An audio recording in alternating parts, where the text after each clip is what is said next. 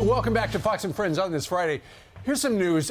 Two Navy soldiers, sailors that is to say, have been arrested on espionage charges for allegedly trying to sell national defense secrets to the country of China. Now, those secrets reportedly include photos of military installations, technical documents, and describing the defense weapons on the assault ship, the USS Essex. The assault was the right word because it's an assault on every aspect of American life. But first and foremost, the military, the most important.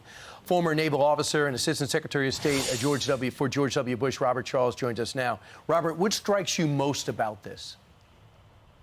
I think there are a few things, and good morning to all of you. I think first thing, it reminds us that China is always after our military personnel, and they are the largest, most consistent, and most aggressive espionage actor on the world stage. I think it also reminds us that readiness is critical. And, this went on apparently for, in one case, a year, and in the other case for 2 years.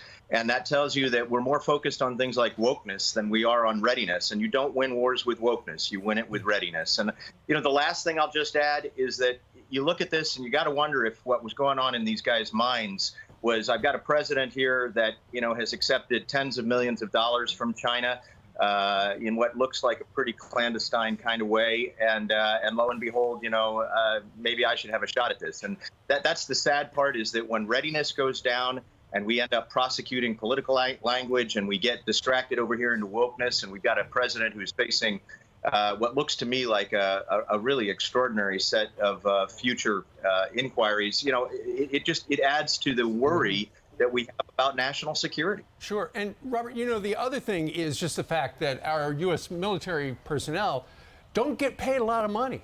And so when somebody comes up to them and waves some money under their noses, because we're talking about bribes here, unfortunately, some people take the bait. Yeah, it's just sad. I mean, honestly, the training is obviously not there for counter-espionage.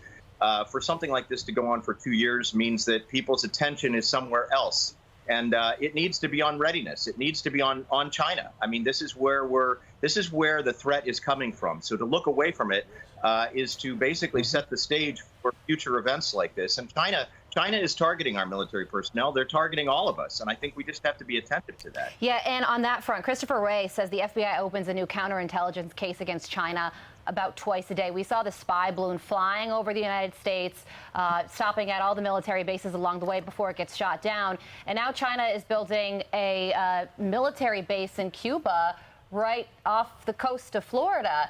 So it's like every other day there is a story in the news about something nefarious China is doing to us. Are we doing the same thing to them to collect information on China in the same aggressive capacity that they are doing to us?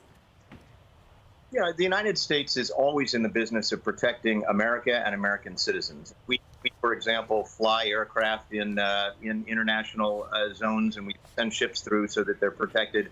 The bottom line is we subscribe to the idea of protecting Americans. China subscribes to the idea of world dominance. This is what they have said in their most recent communist plenary session. This is what she says all the time. So the bottom line is we need to be constantly aware of what China's doing, and we need to be alert. Robert Charles, thanks so much. Thank you so much, Robert.